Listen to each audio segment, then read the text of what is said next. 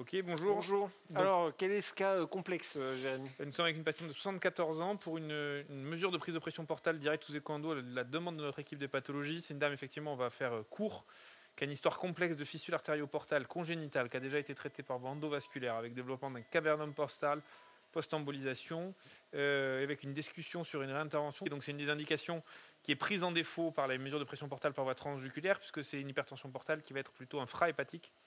Et donc la pression sinusoïde bloquée par voie transjugulaire, elle ne sera pas le reflet de cette pression portale infrahépatique.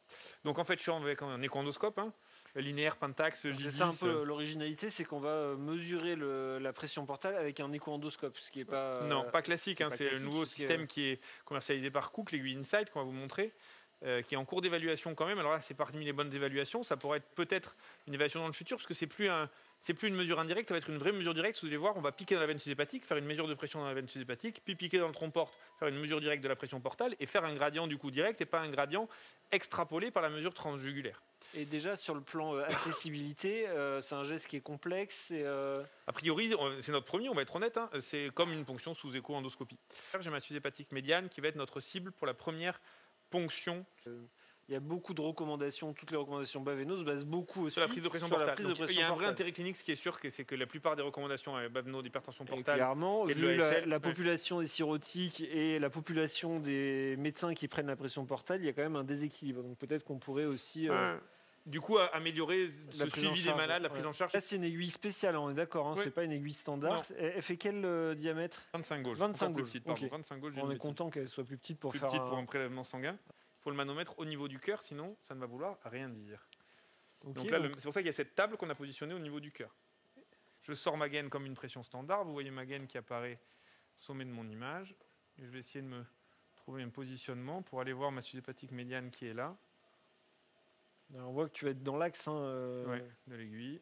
Et donc je vais aller amener mon aiguille tranquillement.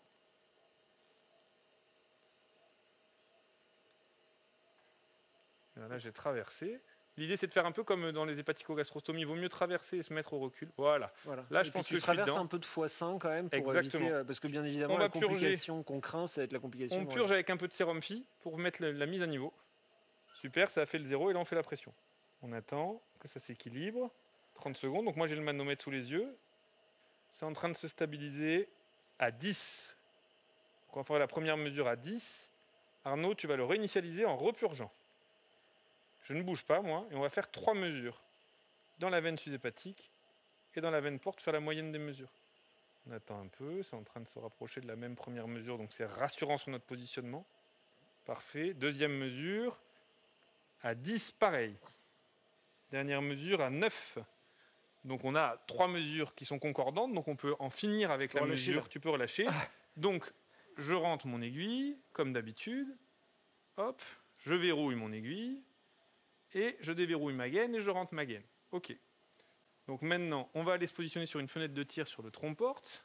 Un peu plus bas, évidemment, dans l'estomac. On reste en transgastrique. On reste en transgastrique. Et on essaie encore de traverser un peu de parenchyme hépatique. Pour le risque de saignement, c'est toujours mieux. C'est comme finalement dans les gestes, tous les gestes sous écho-endo thérapeutiques. On est mieux si on a du parenchyme hépatique. Là, alors j'ai mon aiguille qui avance.